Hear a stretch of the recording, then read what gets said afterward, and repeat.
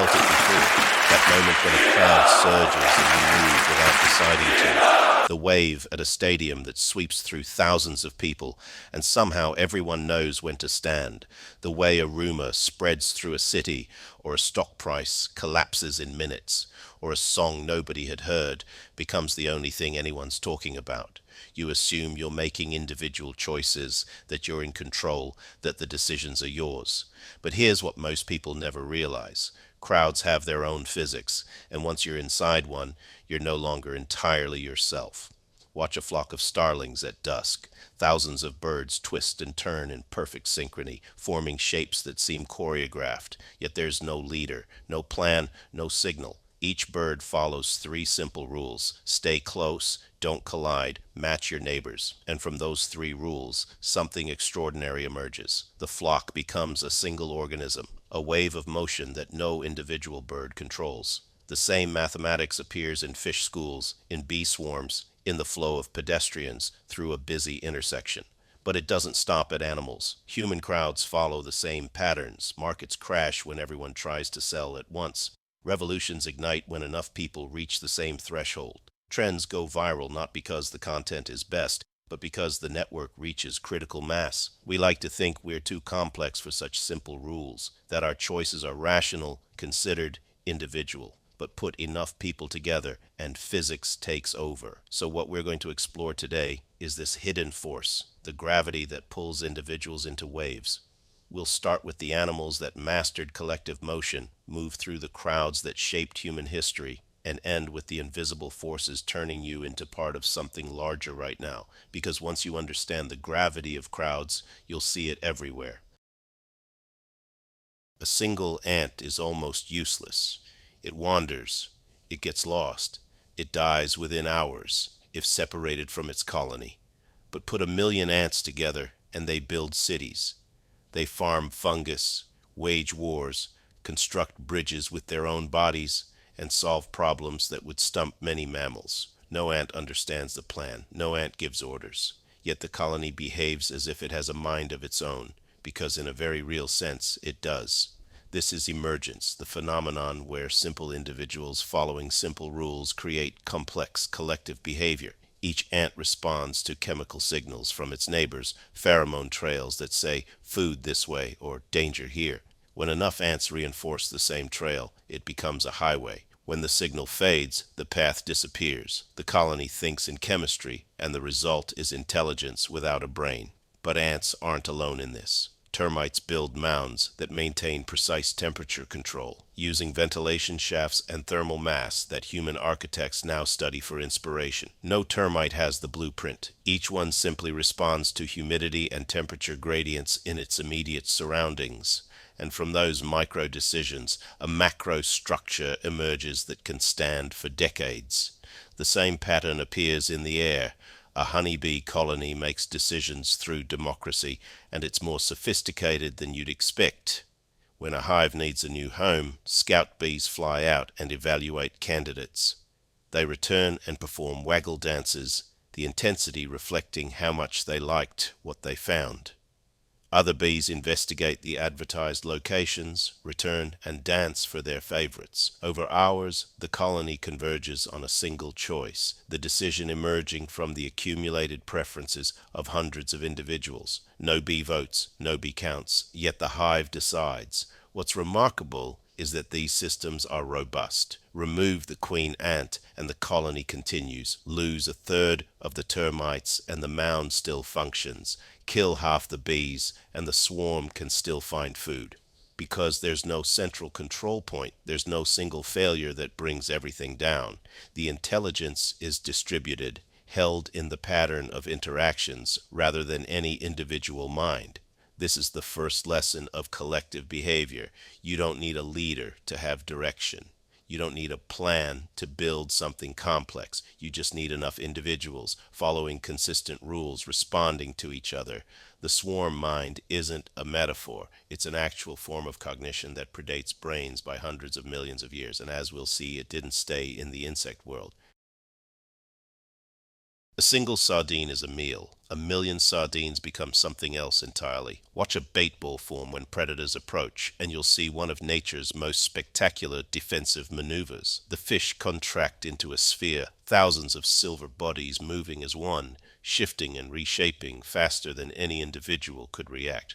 Dolphins hit from below, gannets dive from above, sharks circle the edges, and still the ball holds, pulsing and reforming around every attack. No fish is in charge. No fish knows the shape, yet the shape persists. The mathematics here is remarkably simple. Each fish follows three rules. Align with your neighbors, stay close to the group, avoid collisions. These are the same rules that govern ant trails and termite construction.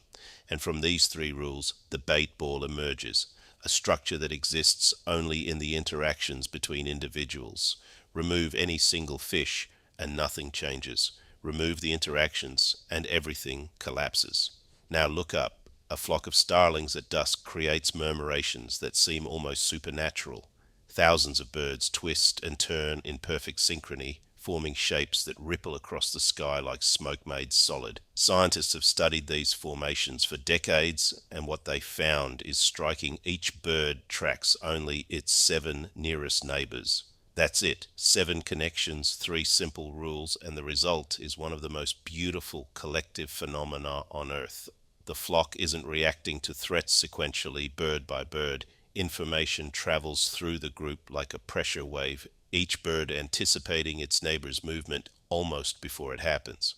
But perhaps the most dramatic collective movement happens on land. Every year, over 1 million wildebeest cross the Serengeti in the largest mammal migration on Earth. They move as a river of bodies stretching to the horizon, following rains and grass in patterns their ancestors traced for millennia. No wildebeest leads. No wildebeest has a map. Yet the herd finds its way across hundreds of miles, navigating river crossings where crocodiles wait and lions patrol the banks. The collective memory isn't stored in any individual brain. It's stored in the movement itself, each animal following the one ahead, the knowledge distributed across the entire living stream. The same pattern appears in bison herds that once darkened the American plains, in caribou migrations across the Arctic tundra, in the elephants that walk ancient routes their grandmothers walked. These aren't random wanderings. They're collective calculations refined over thousands of generations, solutions to problems of survival that no individual could solve alone. What unites the sardine, the starling, and the wildebeest is this: connection creates capability. The shoal evades predators faster than any fish can swim.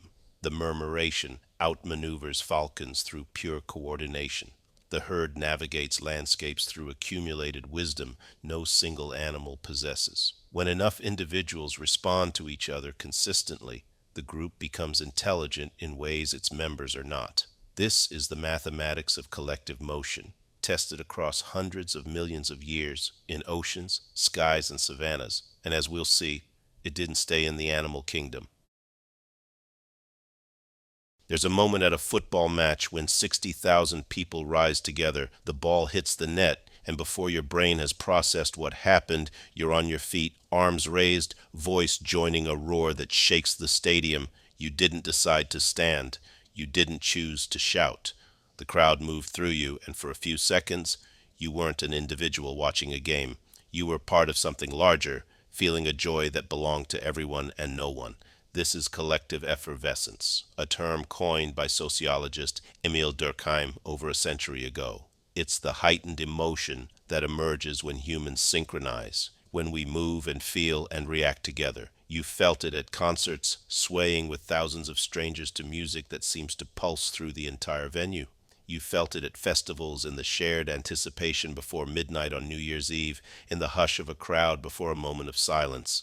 These experiences aren't just pleasant, they're fundamental to what makes us human. We're built to feel more when we feel together. Stand at a busy intersection in Tokyo or Mumbai or New York and watch the pedestrians, thousands of people crossing in every direction, yet somehow they don't collide. They weave and adjust, speeding up and slowing down, finding gaps that close within seconds. No one coordinates this. No signals tell them where to step. And yet the crowd flows like water, finding the path of least resistance through pure collective calculation. The mathematics of a Tokyo crosswalk follows the same rules as a sardine bait ball. Put enough humans together, and physics takes over. A laugh spreads through a comedy audience faster than any joke could explain.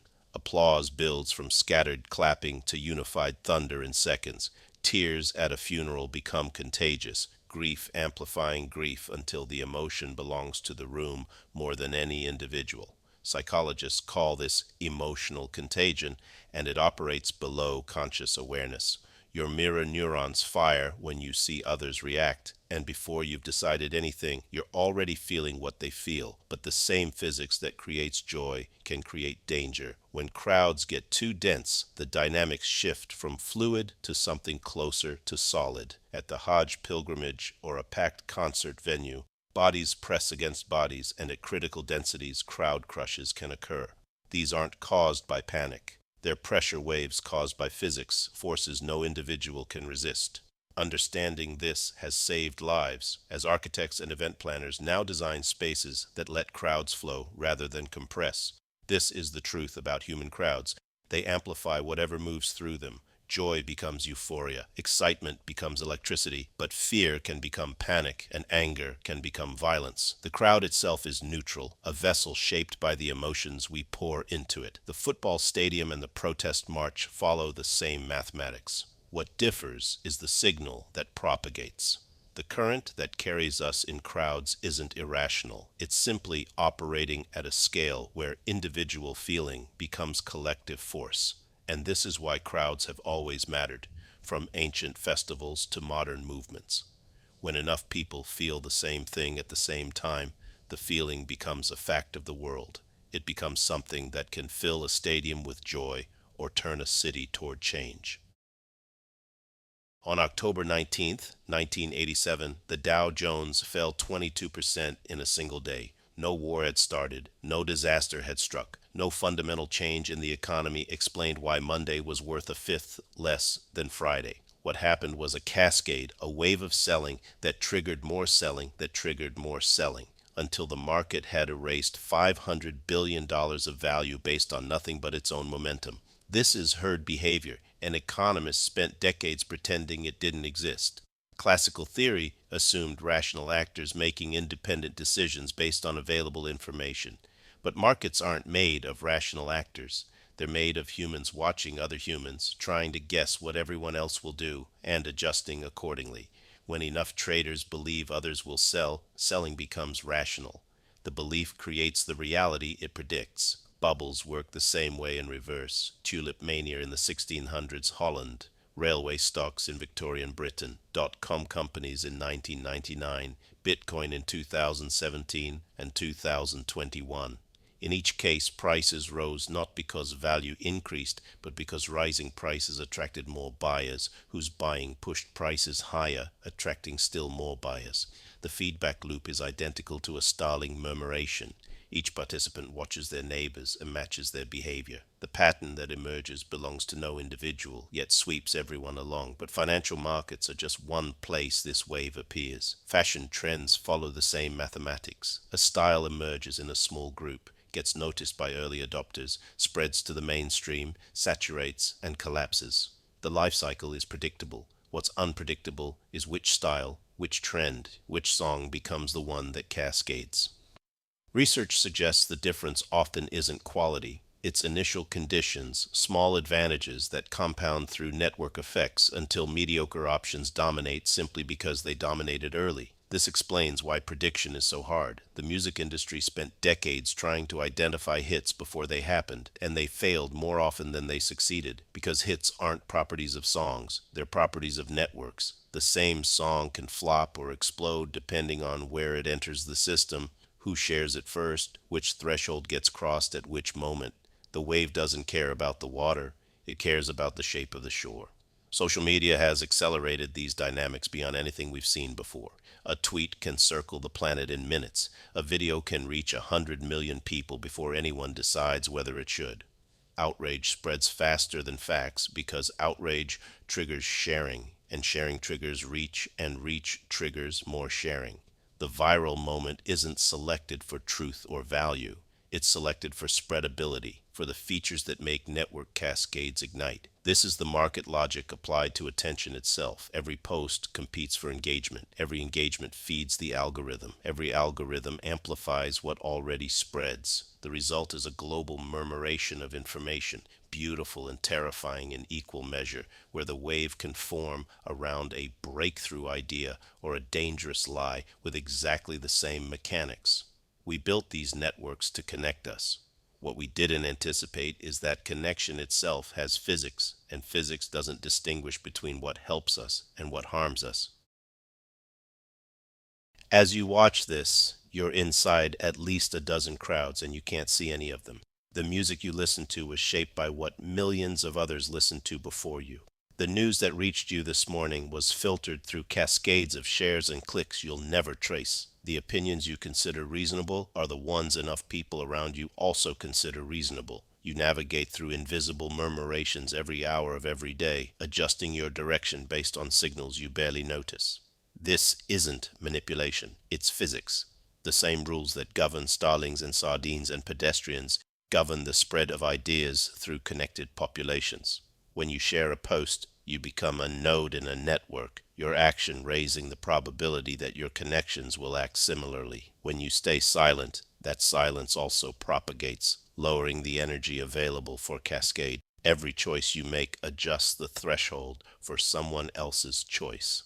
The crowd is never separate from you. You're always part of its calculation. Consider how you formed your tastes. The music you loved as a teenager wasn't discovered in isolation. It was playing at parties, shared by friends, repeated until familiarity became preference. The books you consider important are the ones that enough other people also considered important, creating the critical mass that brought them to your attention. Even your sense of what's funny was calibrated through thousands of social interactions, adjusting your responses to match the laughter around you. Identity itself is a collective phenomenon, shaped by the groups we move through. This isn't weakness, it's how meaning gets made. A language only works because enough people agree on what words mean. A currency only holds value because enough people behave as if it does. A social norm only exists because enough individuals enforce it on each other. The structures that make human life possible are crowd phenomena, emerging from our willingness to coordinate, to match, to move together when moving together serves us. The question isn't whether you're part of the crowd. You are. The question is whether you see it clearly enough to navigate intentionally, because the gravity of crowds can pull you toward panic or patience, toward cruelty or compassion, toward wisdom or foolishness. The direction depends on which signals you amplify, which connections you maintain, which thresholds you set for your own participation. You are both a particle in the wave and a force that shapes it. The starlings don't know they're making murmurations. The sardines don't understand the bait ball. They simply respond to their neighbors, and the pattern emerges. But you can know. You can see the mathematics, feel the pull. Notice when the crowd around you is forming into something beautiful or something dangerous. That awareness doesn't exempt you from the physics. Nothing does. But it gives you something the starling never has. The chance to choose which crowd you join, which signal you send, which direction you help the wave to turn. The gravity of crowds is always there. The only choice is whether you feel it and navigate or ignore it and get swept along. Want more videos like this? Tap like, leave a comment, share it around, and subscribe to stay updated.